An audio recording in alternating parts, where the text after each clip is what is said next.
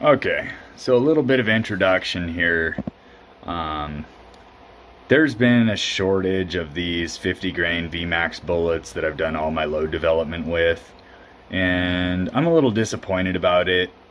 Seems like there's always Hornady stuff on the shelf, but like it's not consistent that they always have the things that I've already done a load development with, and load development is expensive. It costs over $100 to really develop a nice accurate load with a new bullet. And so I sometimes can find and stock up on these VMAX, the 50 grain, and they're really nice. They got a little boat tail on them. I have shot this bullet 500 yards accurately, which it was the first time I had ever done it, and I was pretty proud, and it's predictable and accurate, and so that's good. But I need something to shoot in the meantime when I know it's going to be shorter ranges or plinking, and I don't want to be paying 27-28 cents per bullet, which is what I pay for these VMAX. And so I decided to go for an oldie that I know is decent. My dad used to run these, I think 53 grains, and it might have been hollow points or what have you, but these are Speer soft points.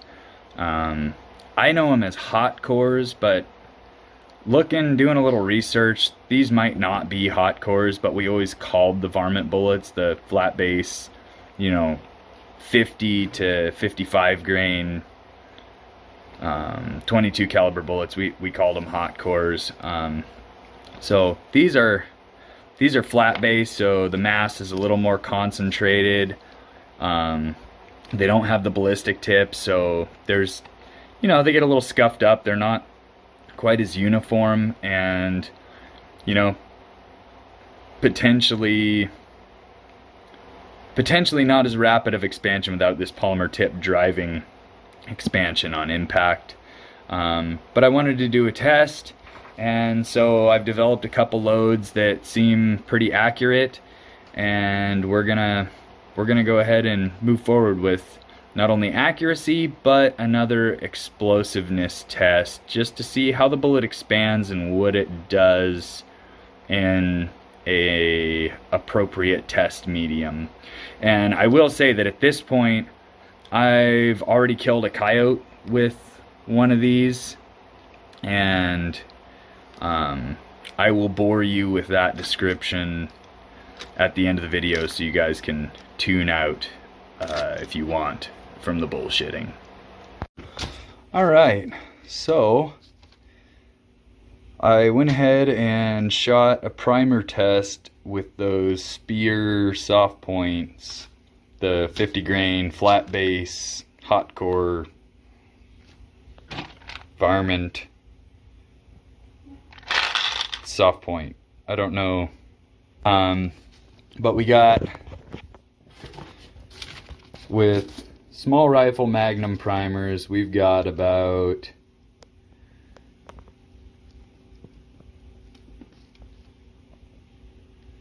a 0.82 inch group. My VMAX load, I don't know what was the deal today. I was just shooting really good. My VMAX load is about that overall, 0.830 overall. I think I measured it at 3/4 of an inch, so 0.750. And then this was a last group of the day with the hot cores, and I was just doing a 2-minute hold off from this dot, and it didn't group up, didn't shape up too good, and it was from the stuff that I shot with this gold medal primers. These are federal gold medal bench rest primers, and this came out to about 1.5 inches, and then this is like almost 2 inches. Primers can have a lot to do with stuff. I guess I already knew that, but I didn't think it would be that drastic. And there was a really nice dude there with a chrono, and once again the math worked out. We're averaging like right around 3,090 feet per second, which, you know, I was assuming right around that 3,100 foot per second mark, so out of my 18-inch barrel. So that's it for that. Over and out.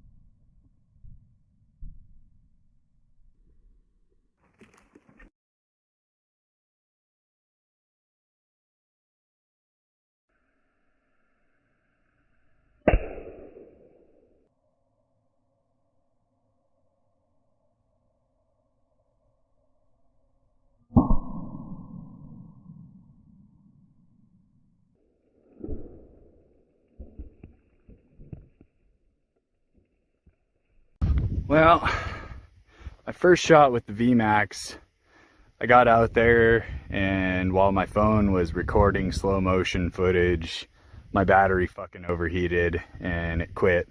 And I don't understand what's the deal with these things. Like, it's not actually writing the data until you hit stop on the video, which seems literally retarded.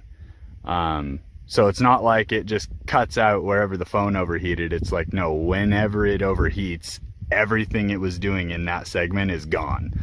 So I reshot it, and it wasn't as good of a shot. I missed a little bit to the right, but we can hopefully get the gist of what I was trying to do. But I don't know. I'm a little disappointed. Poop. Oh well.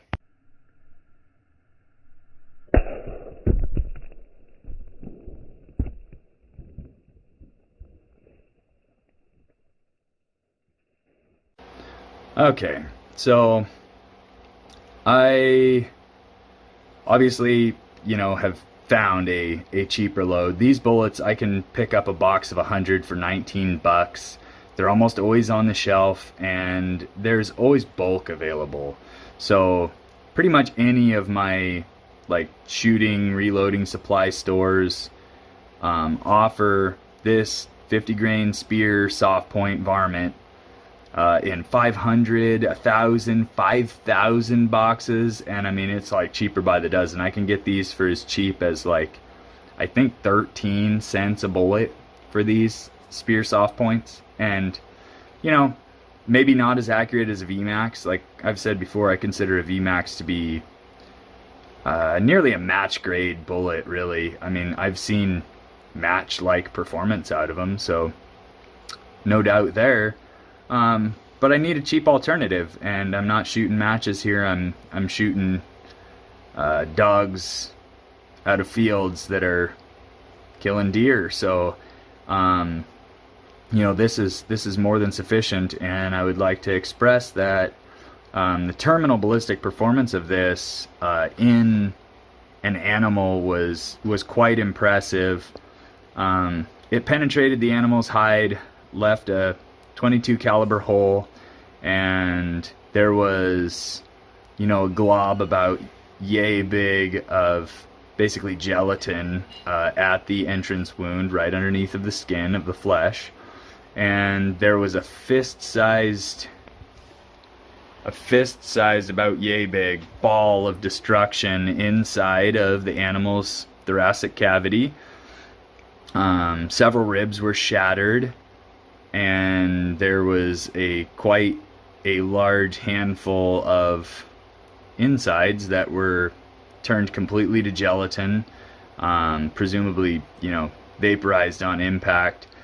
And there was a maybe 38 caliber exit wound. And I know everybody says like, oh, no exit wound, no exit wound. Well, I've shot coyotes right through the shoulder boiler house with these 50 grain VMAX and had quite a tear, like an exit wound about yay big on occasion.